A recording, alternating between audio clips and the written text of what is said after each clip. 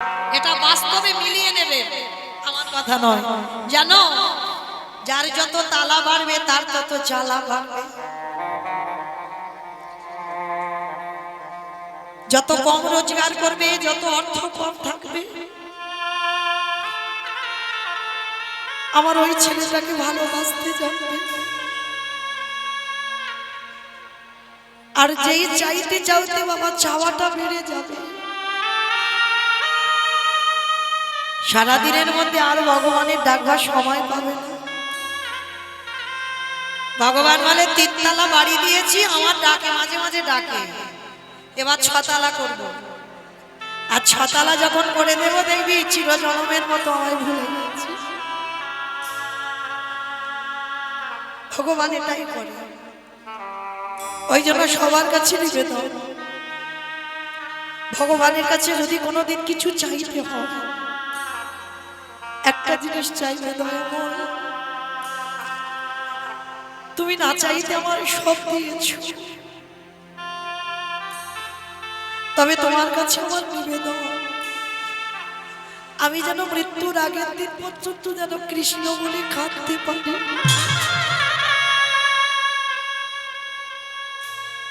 তুমি আমার কাছ থেকে সব কেড়ে নাও, অসুবিধা নাই, কিন্তু তুমি কোনোদিন আমার চোখের জল যেন কেড়ে দিও না। তো আজকে সন্দীপনী চারজনকে চরণ দৌত করে, আর ভগবান আঁচলটা পেতে যেই না খাবারটা চেয়েছে, সন্দীপনী জানে হাড়িতে চাল ডাল আছে, ওইগুলো রন্ধন করে চারজনের মোটামুটি সেবা হয়ে যাবে। কিন্তু অত সোজা নয় ভগবানকে সেবা দেওয়া। যে করে আমার আশ তারে করি সর্বনাশ নয়। এ জায়গায় বাবা আমরা কীর্তনিয়ারা বলি বল, আর আপনারা শুনে চলে যান। যে করে আমার আশ সর্বনাশ কেন করবে? ভক্ত তো তার প্রাণ, ভক্তের সর্বনাশ করে কোনোদিন? সর্বনাশ। সর্বনাশ বানান আলাদা, সবনাশ বানান আলাদা। ভগবান সর্বনাশ করে না, সব নাশ। কি নাশের কথা বলল? তোমার জায়গা জমি সম্পত্তি, তোমার আপনজন ধীরে ধীরে একটা একটা করে তোমার জীবন থেকে কেড়ে নেবে। তুমি যদি একটু ছাদতলা ঘর বানাও না, ভগবান চেষ্টা করবে ওই ছাদটা ওর কবে কেড়ে নেবে। আর যারা কৃষ্ণ ভক্ত হয় তাদের কোনোদিন কিছু থাকে না। আর যাদের হয়েছে, যদি কৃষ্ণ ভক্ত হও, ভগবান আমার সব কেড়ে নেবে। সব থেকে তুমি যাকে বেশি ভালোবাসবে, চিরজনমের মতো তোমার কাছ থেকে কেড়ে নেবে। তারপরেও যদি তুমি তার চরণ না ছাড়ো, তারপরে আমার ভগবান বললেন আমি হয়ে যাই ওই দাসী।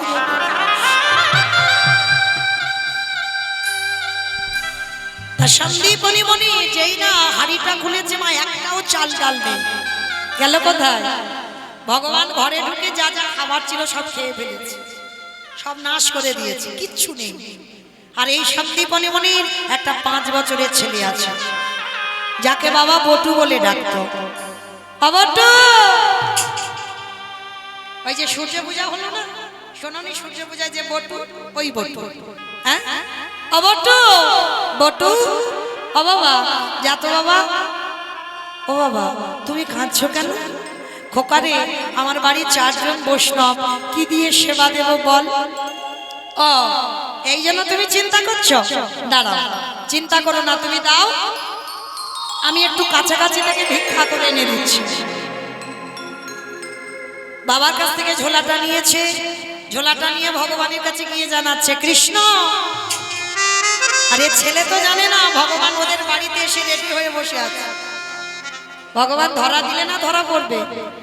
এইবার ছোট্ট ছেলেটা ভগবানের কাছে গিয়ে জানাচ্ছে কৃষ্ণ আমি যাচ্ছি রে, আমার বাবা মার জন্য নয়, আমার জন্য নয়, বৈষ্ণব সেবার জন্য একটু ভিক্ষা দেখবি, আমি যেন একটু চাল ডাল পাই। ভগবান মনে মনে করছে হায় হায় হায়, এলাম ওর বাবাকে পরীক্ষা করতে, এখন ওর ছেলে বাঁধা হয়ে দাঁড়াচ্ছে, এখন কি করব? দাঁড়া, একটু ঘষে মেজে নিতে হবে। ভগবান তো ভক্তের ভালো করে ঘষে মেজে নেয়, দেখি ও পারে কিনা কষ্ট সহ্য করতে। হ্যাঁ, তো এইবার কি করেছে দেখো, ভগবান নিজের দেহ থেকে একটা বটুর মূর্তি বের করেছে, মানে হুবাহুব ওর মতো দেখতে, আর ওর মতো রূপ ধরে গোটা গ্রামের লোকের কাছে ভিক্ষা করে নিয়ে চলে এসেছে। আচ্ছা বলো মা, একটা ছেলে যদি 5 মিনিট আগে তোমাদের গ্রাম থেকে ভিক্ষা করে নিয়ে আসে, গোটা গ্রাম মানে প্রত্যেকের বাড়িতে, সেই ছেলেটা যদি আবার যায় ভিক্ষা দেবে? মেরে তারা করবো না? বটুর জীবনে দুর্দশাটা দেখো, ভগবান তো ভিক্ষা করে নিয়ে ওর রূপ ধরে নিয়ে চলে এসেছে ঘরে, এবার আসল বটু গেছে। কৃষ্ণ ছাড়া কে আছে আমার, বিশ্ব চরাচর মাঝে, বিশ্ব চরাচর মাঝে কৃষ্ণ ছাড়া বলো কি আছে আমার, বিশ্ব চরাচর মাঝে,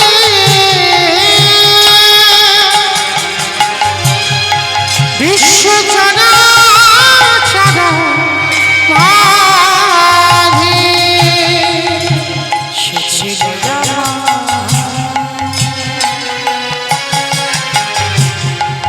দুঃখ সুখের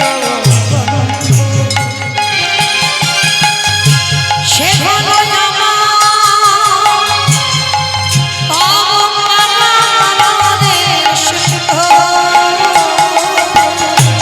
সে ছিল আমার দুঃখ সুখের বন্ধু, সে হলো আমার ভবতারাগারে সিন্ধু,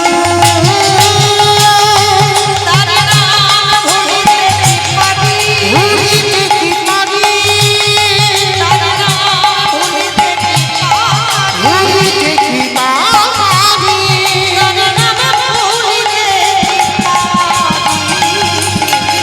বিশ্ব চরাচর মাঝে, বিশ্ব চরাচর মাঝে দেখা দে,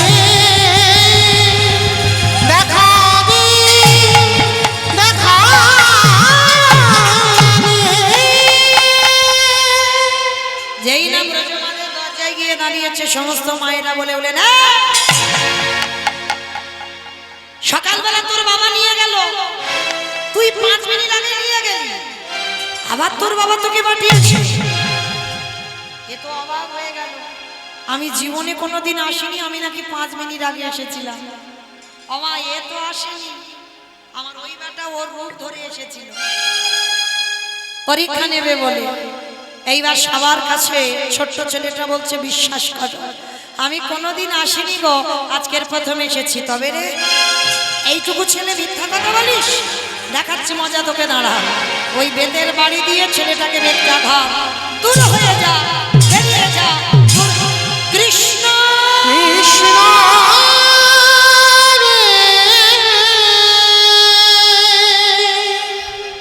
এত মারা মেরেছে, ছেলেটার অঙ্গ দিয়ে রক্ত ঝরছে। গাছের তলায় বসে বসে কাঁদছে, কৃষ্ণ আমি যদি জানতাম তোরে ভালোবাসলে এত কষ্ট পেতে হয়, আমি এ জীবনে কোনোদিন তোকে ভালোবাসতাম না।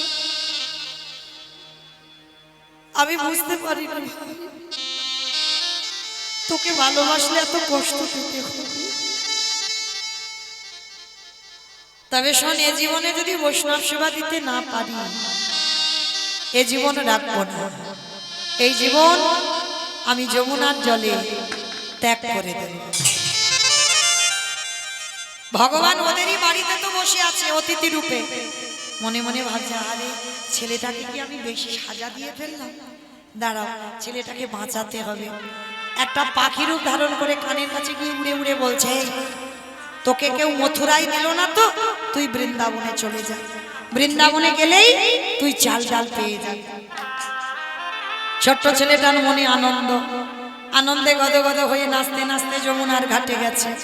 আর যমুনার ঘাটে গিয়ে দেখছে বাবা বিশাল বড় যমুনা, সাঁতার জানে না, নৌকা নাই, মাঝি নাই। বলো মা, পার হতে পারবে? নৌকা নেই, মাঝি নেই, সাঁতার জানে না, তাহলে কি করে পার হবে? পার হতে পারবে? পারবে। কারা পারবে? যাদের বিশ্বাস আছে। কৃষ্ণ রাখলে তুই রাখবি, মারলে তুই মারবি, এই বিশ্বাসটা বাবা এখানে আমাদের কারণ নেই। সে যে দাঁড়িয়ে থাকুক বসে থাকুক, আমি কীর্তনিয়া সম্প্রদায়, কারণ নেই। কিন্তু এই কথাটা মনে রাখতে হবে, রাখবার মালিক সে, মারবার মালিকও সে, তাই না? এই বিশ্বাস যদি সবার থাকতো না, তাহলে সুগার আর থাইরয়েডের ওষুধ খেতে হতো না।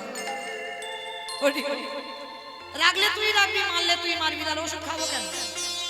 সেটা তো তোর হাতে আমি ছেড়ে দিলাম, কিন্তু এটা কেউ পারবো না, এই বিশ্বাসটা নেই। কিন্তু আজকের এই লীলা বটুর বিশ্বাস আছে। ছোটবেলায় ওর বাবা শিখিয়ে রেখেছে, খোকা জীবনে যখন ঘোর বিপদ হবে কৃষ্ণচরণ আশ্রয় করে বসে থাকবে, দেখবি তোর কৃষ্ণ ঠিক পার করে দেবে। এইবার ছোট্ট ছেলেটা যমুনার ঘাটে নৌকা, মাঝি দেখতে পাচ্ছে না, সাঁতার জানে না, নেমে গেছে এক পা দুপা করে, মানে আর একটু গেলে পা পিছলে ছেলেটা জলে ডুবে যাবে, এতটুকু ভয় নেই। ও মাইরা, কৃষ্ণ ভক্তরা কোনোদিন মৃত্যুকে ভয় পায় না। কেন জানো? কারণ তারা জেনে গেছে মৃত্যু দরজায় দাঁড়িয়ে আছে। কখন বলতে কখন কার ঘরে ঢুকে পড়বে হঠাৎ করে বুঝতে পারবে। তাহলে মৃত্যুর জন্য সবার তৈরি হয়ে থাকতে হবে। কখন বলতে কখন ঘরে গেলে। আর আমি দুঃখ পাবো কেন? আমি কি মরবো? আমি তো মরবো না, মৌমিতা মরবে, আমি মরবো না। কি গো, আমিটা কি মৌমিতা? যারা জানে তাদের কোনো দুঃখ থাকে না। এই মৌমিতা নামটা আমার বাবা মা দিয়েছে, ওটা আমি নয়। কি মা, তাই না? দেখবেন আমি যখনই মরে যাব না, আমার আত্মীয় পরিজন না একবারও বলবে না মৌমিতা দেহটা বের কর, সবার আগে বলবে মরাটাকে বের কর। তাহলে মৃত্যুর পর বাবা সবার প্রথমে তোমার নামটা চলে গেল, সবার প্রথম তোমার নাম চলে গেল। তাহলে নামটা কি আমি? আমি নয়। তাহলে আমিটাকে, এই আমিটাকে যে চিনতে পারবে তার জীবনে কোনো দুঃখ থাকবে না। এই আমিটা তো পরমাত্মা, এ তো কোনোদিন মরবে না। জামা কাপড় পুরানো হয়ে যাবে, জামা কাপড় বদলে নতুন জামা কাপড় পরছো, ঠিক তাদ্রূপ এ দেহটার বয়স হয়ে যাবে, এ দেহটা বাতিল দিয়ে আবার নতুন একটা দেহ ধারণ করবে। তাহলে কিসের এত শোক, কিসের এত দুঃখ কষ্ট? কোনোদিন করতে নেই।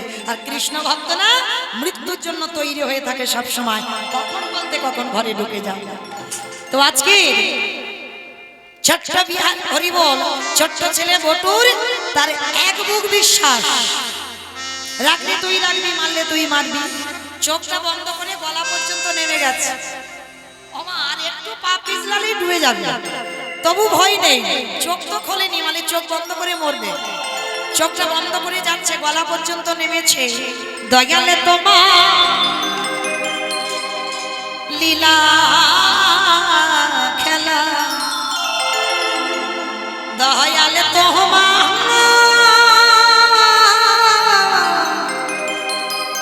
লীলা খেলা, ওগো বোঝা বড়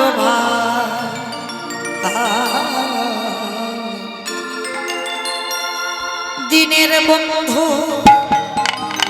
করুণা সিন্ধু,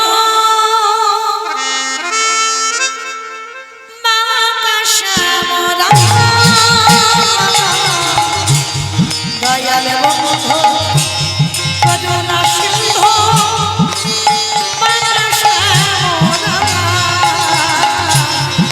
দয়াল তোমার লীলা খেলা, দয়াল তোমার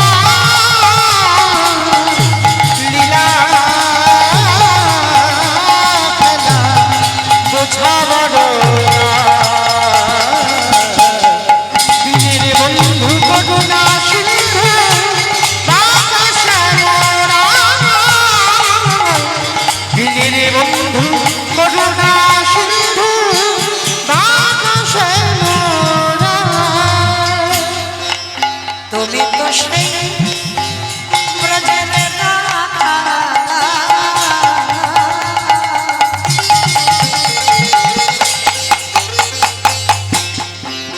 নদিয়ার নীলিমা,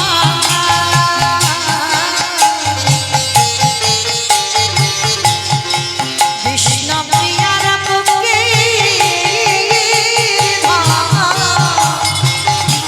জগৎসরার জীবন।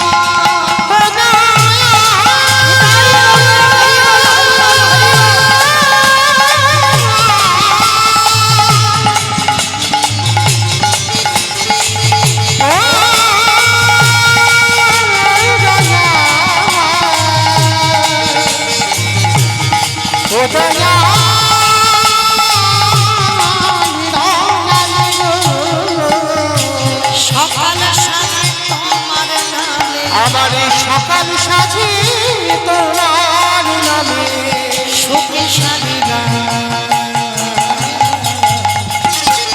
দিনের বন্ধু করুণা সিন্ধু বাতাসে মোরা দিনের বন্ধু করুণা সিন্ধু বাতাসে মোরাই ও দয়া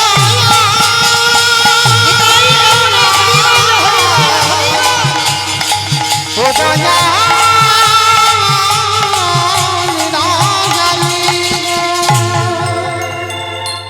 একেবারে চোখটা খুলেছে মা, যমুনার এ ঘাট থেকে ও ঘাটে কখন ভেসে চলে গেল। কৃষ্ণ, তোর এত অহিতুকি কৃপা, তুই আমায় পার করে দিলি। মা পূর্ণমাসীর ঘরে গিয়ে চাল ডাল আলু সবজি যা যা দরকার পুটলিতে করে বেঁধে নিয়েছে। এবার বাড়িতে এলেই বৈষ্ণব সেবা, অত সোজা নয়, এখনো যাচাইয়ের বাকি আছে। ভগবান কুর্ম হয়ে জলের তলায় বসে আছে। আমার কুর্ম মানে কি গো? কুমড়ো। আমার কুর্ম মানে কুমড়ো, তাহলে কচ্ছপ। কুর্ম মানে কচ্ছপ। ভগবান আজকে লীলায় কচ্ছপ হয়ে বসে আছে। আর আপনারা জানেন তো ভগবানের তো 10টা অবতার, সত্যযুগে শুধু 5টা, মৎস্য কুর্ম বারাহ নৃসিংহ বামন সত্যযুগে। ত্রেতার যুগে 2টোই রাম, ভৃগুবংশে যমদগ্নি রৌরসে মারেরুকার গর্ভে জন্ম নিল ভীমরাম বা পরশুরাম। আর একটা ক্ষত্রিয় কুলের রাজা দশরথের ঔরসে মা কৌশল্যার ঘরে জন্ম নিল দাশরথী রাম বা সীতাপতি রাম। আর একটা দাপরি বলরাম অবতার, কলিতে একটা হয়ে গেছে বুদ্ধ অবতার, আর একটা কলির শেষে আসছে কলকি অবতার। তাহলে মোট 10টা অবতারের ভিতরে 9টা কমপ্লিট হয়েছে, আর একটা বাকি আছে। তো সত্যযুগে যেমন কচ্ছপ হয়েছিল, আজকের লীলায় ভগবান কচ্ছপ হয়ে জলের তলায় বসে আছে। আর ছেলেটা তো জানে না, বৃন্দাবন থেকে চাল ডাল বেশ করে পুটলিতে বেঁধে নাচতে নাচতে নাচতে নাচতে একেবারে পর তো পর বাবা পাটা পড়েছে কচ্ছপের। আর যেই না কচ্ছপের পিঠের উপরে পড়ল, সঙ্গে সঙ্গে পা পিছলে একেবারে যমুনার জল। চাল ডালের পুটলিটা জলে ডুবে গেল, আর কি পাবে? যেই পড়েছে ওদেরই বাড়িতে ভগবান ছদ্মবেশে চাল ডালটা খেয়ে নিয়েছে। আর পাচ্ছে না, বটু বলে উঠল, শোন কৃষ্ণ, এ জীবনে যদি বৈষ্ণব সেবা দিতে না পেরেছি, এ জীবন রাখবো না, এই জীবন আমি যমুনার জলে ত্যাগ করে দেব। ছেলেটা আবার মরবে বলে তৈরি। ভগবান মনে মনে করছে, এই রে ভক্তকে কি বেশি পরীক্ষা নিয়ে ফেললাম? ও যদি মরে যায় আমাকে সমাজ কেউ ভগবান বলবে না। না না না না, একটা কাজ করতে হবে। কি কাজ করব? দাঁড়াও, ছেলেটাকে বাঁচাতে হবে। কিন্তু কি করে বাঁচাবো? আমার তার সঙ্গে চালাকি চলে। ওরই বাবাকে ডাক দিয়েছে, মনিবা মনিবা শোনো, একটা কথা বলি, এই যে এত বেলা হয়ে গেল, ছেলেটা এখনো পর্যন্ত ফিরছে না, তুমি বাবা হয়ে খোঁজ খবর নেবে না? যাও তাড়াতাড়ি বাবা হয়ে একবার খোঁজ খবরটা নিয়ে এসো। বাবা ছুটতে ছুটতে যমুনার ঘাটে গেছে, আর যমুনার ঘাটে গিয়ে দেখছে বাবা কি হয়েছে জানো, ছেলেটা ততক্ষণে গলা পর্যন্ত জলে নেমে গেছে। তীরে দাঁড়িয়ে বাবা ভয়ে ভয়ে ডাক দিয়েছে, এই খোকা শিগগিরই ওঠ। সর্বনাশ, তুই জলে নামলি কেন? তুই তো সাঁতার জানিস না, আগে ওঠ বলছি। যেই না বলেছে ও, ছেলেটার আর মরা হলো না। একটা ডাকে বাবার কাছে উঠে এসেছে, কারণ মা মরি বললে কি মরা হবে?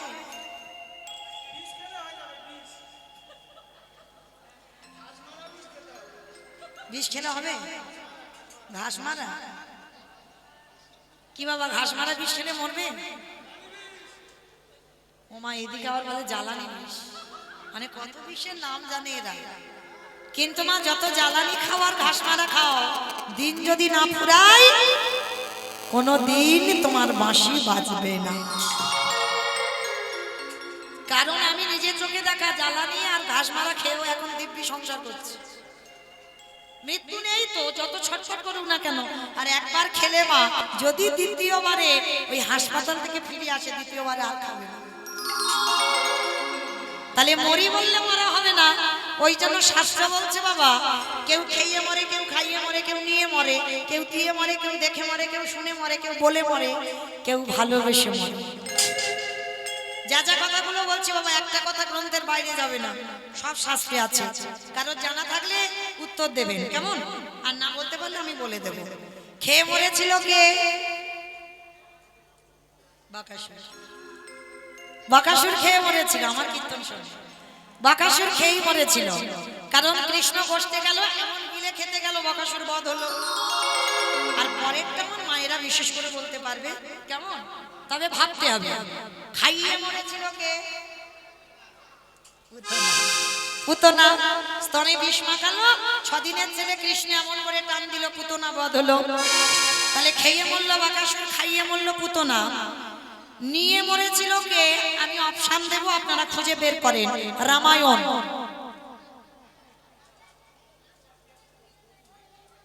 নিয়ে মরেছিল রাবণ।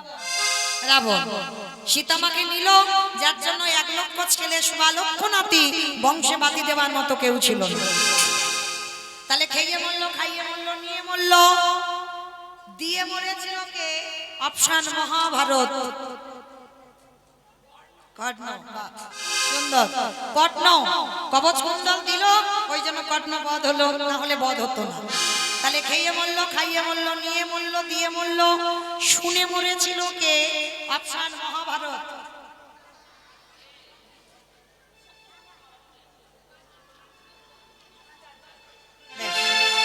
অশ্বত্থামা হতমানি, ইহাই আমি সত্য জানি, ইতিবাজ পড়ে গেল রানে, ইতিবাজ পড়ে গেল রানে। অষ্টগুরু দ্রোণাচার্য পুত্রের মৃত্যু সংবাদ শুনে বধ হলো।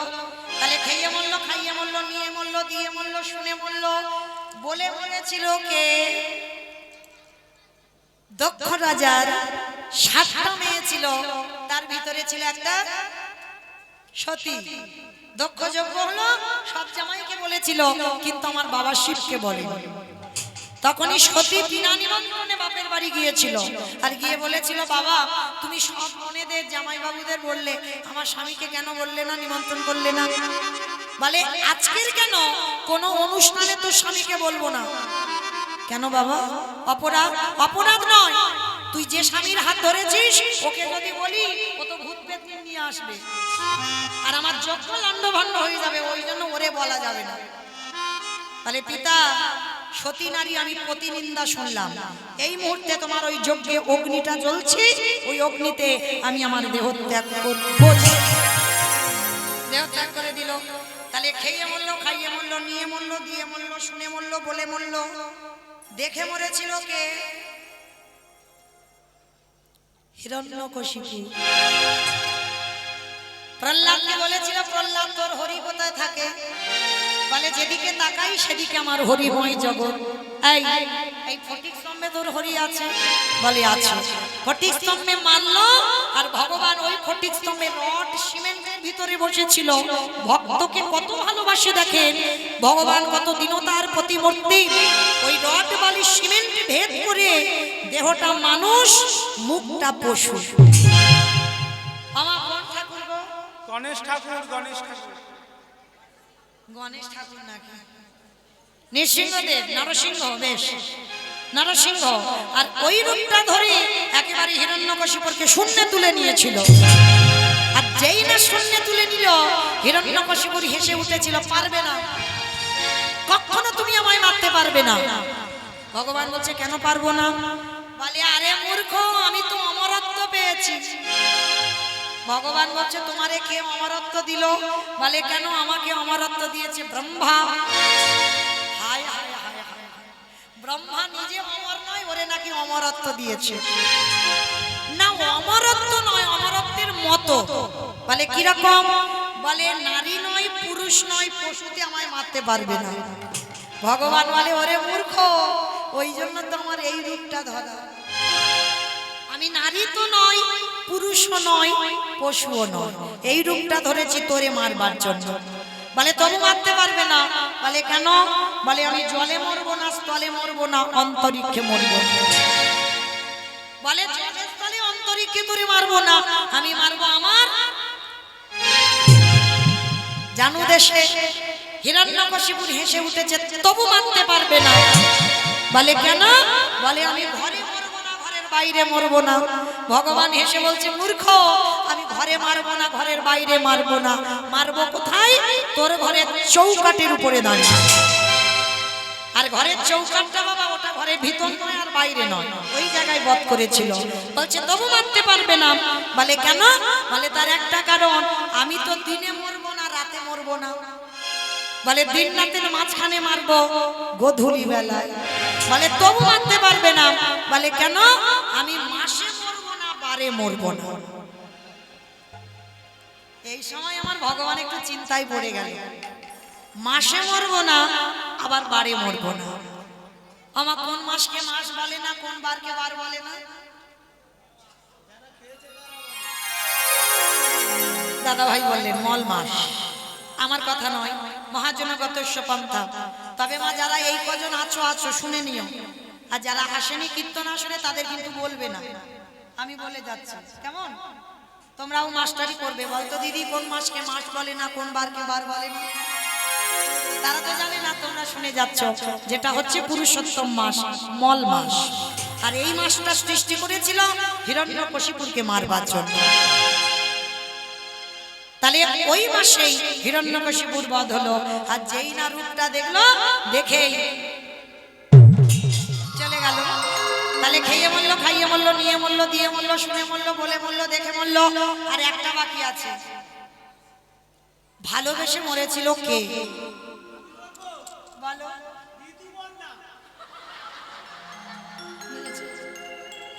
মানে সিনেমা দেখে দেখে ওর ওই অবস্থা, জীবন শেষে জানি তো। 2GB নেট শেষ। অমাইরা তাছাড়া ঋতুপর্ণা এখন মরেনি। আর আমি বলেছি শাস্ত্রের বাইরে যাবে না, ভিতরে থাকতে হবে। ভালোবেসে মরেছিল রাজা দশরথ।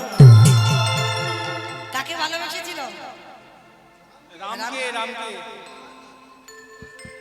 রামকে কেন হবে? বলে প্রসেনজিৎকে। ঠিক যেমন প্রশ্ন তেমন উত্তর দিয়েছে। মানে আমার প্রশ্নের উত্তর না, ওর প্রশ্নের উত্তর। হরিবল। তাহলে ভালোবেসেছিল কইকেয়ী মাকে, তাই না? দশরথের কটা বউ জানো? 750। 750 বউ। আর রাবণের 10,000। আমরা করলে দোষ। দেখেছে কিরকম বলছে, আমরা করলে দোষ। তাদের পাওয়ার ছিল, ক্ষমতা ছিল। আর ভগবানের তো 16,108 জন। এরা বলছে আমরা যতগুলো করেছি তোমরা করো না, আমরা যা বলছি শোনো। তার দশরথে এতগুলো বউয়ের মধ্যে একজনকে সব থেকে বেশি ভালোবাসতো, কইকেয়ী মা, মানে ভরতের মা। আর এমন ভালোবাসা বাসলো মা, কায়দা করে দুটো বর চেয়ে নিল। প্রথম পরে ভরত রাজা হবে, দ্বিতীয়বারে রাম যাবে 14 বছর বনে। আরে যখন রাম বনবাসী হলো, দশরথ কেঁদে কেঁদে অন্ধ হয়ে বিছানা সজ্জা হলো। আমা বিছানায় পড়ে দশরথ একটা কথা বলেছে, বলবো? একটু বলি, তবে আমাদের আপনাদের নয়, আমার দাদা ভাই ভাইদের যারা যারা বিয়ে করেছে ওদের বলেছে। কি বলেছে জানো? দশরথ বিছানায় পড়ে বলল, কলির জি, তোরা যেন কেউ আমার মতো বউকে ভালোবাসিস না। খবরদার, মামা ভালোবাসতে বলেছে, কিন্তু বউ যেন মাথায় চড়ে না বসে। আর যাদের যাদের বউ চড়ে বসবে তাদের দশা। আমার